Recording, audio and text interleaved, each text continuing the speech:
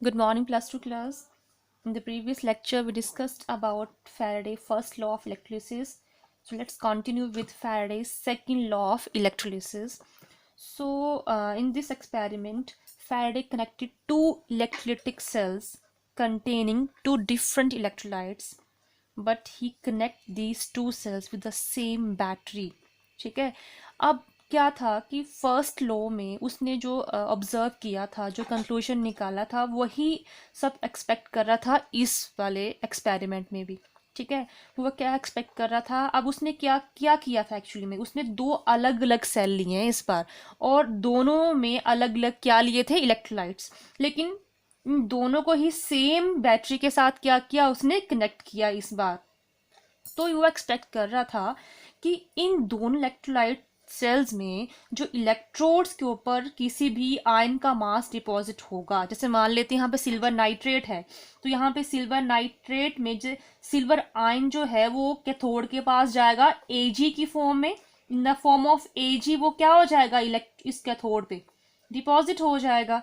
Similarly second वाले cell में जो कॉपर आयन है, कॉपर सल्फेट में कॉपर आयन जो है वो इलेक्ट्रोड में कॉपर की फॉर्म में क्या हो जाएगा, डिपॉजिट हो जाएगा. ठीक है.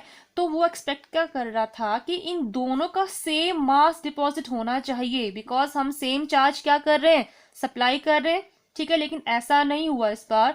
इस बार उसने क्या ऑब्जर्व किया कि इन दोनों इलेक्ट्रोलिटिक सेल्स में जो इलेक्ट्रोड्स के ऊपर मासेस डिपॉजिट हुए ना, जैसे हमने Ag का लिया, यहाँ पे कॉपर का लिया, वो कितना डिपॉजिट हुआ, equal to their equivalent masses. ठीक है.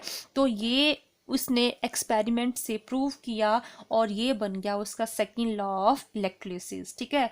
तो इस बार उसने क्या ऑब्जर्व किया कि जब हम दो अलग अलग इलेक्ट्रिक सेल्स में सेम चार्ज सप्लाई करते हैं और दोनों ही सेल्स में अगर हमने अलग अलग इलेक्ट्रोलाइट्स लिए हुए हैं, तो उस इस टाइम पे जो इलेक्ट्रोड्स के ऊपर मासेस लिबरेट होंगे, इवॉल्व होंगे, they are equal to their equivalent masses. ठीक है.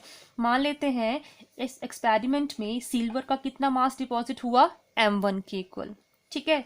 कॉपर का कितना मास डिपॉजिट हुआ, M2 के इक्वल. ठीक है. जो यहाँ पे डिपॉजिट हुआ है मास सिल्वर का भी और कॉपर का भी.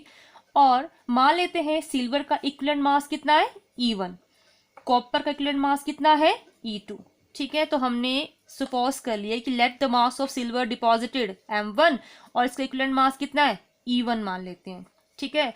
और वैसे इक्विवेलेंट मासेस हमें इनके पता होने चाहिए, लेकिन हम अभी जनरल फॉर्मूला निकाल रहे हैं ना, जरूरी नहीं आपको सिल्वर नाइट्रेट ही हो, कॉपर सल्फेट ही हो. तो हमने जनरली पुट कर लिया E1 equivalent mass of silver, और कॉपर का क्या पुट कर लिया, E2.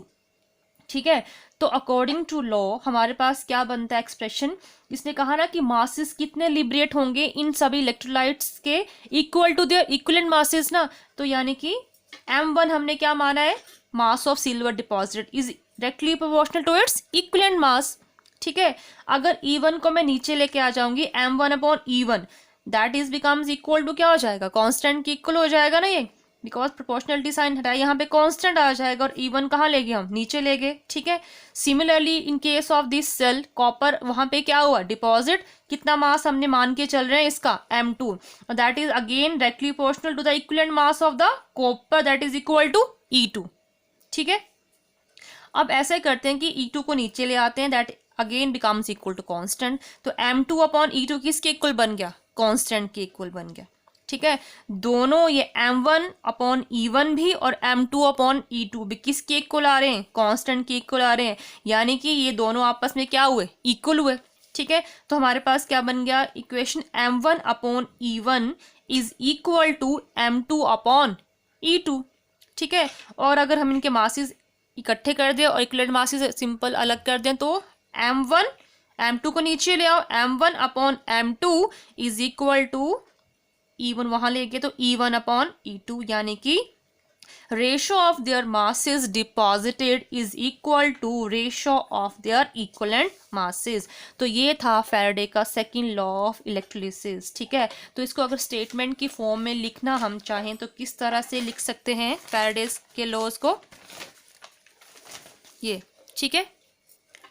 When the same quantity of electricity is passed through solutions of different electrolytes connected in series, ठीक है, the mass of substances produced at the electrodes are directly proportional to their equivalent masses. ठीक है, जब भी हम दो या दो से ज़्यादा सेल्स को कनेक्ट करेंगे तो मास कितना डिपॉजिट होगा किसी भी आयन का इलेक्ट्रोड्स के ऊपर, जितना उसका अपना इक्वलेंट मास होगा. ठीक है, अभी इसमें हमने दो सेल कनेक्ट किए ना, ज़रूरी नहीं आपने दो ही सेल कनेक्ट करने, हम दो से ज़्यादा सेल्स को भी हम सीरीज में कनेक्ट कर सकते हैं और सेम चार्ज सप्लाई कर सकते हैं, तब भी यही लॉ क्या होगा, एप्लीकेबल होगा. Clear? This is all about the Faraday's second law of electrolysis.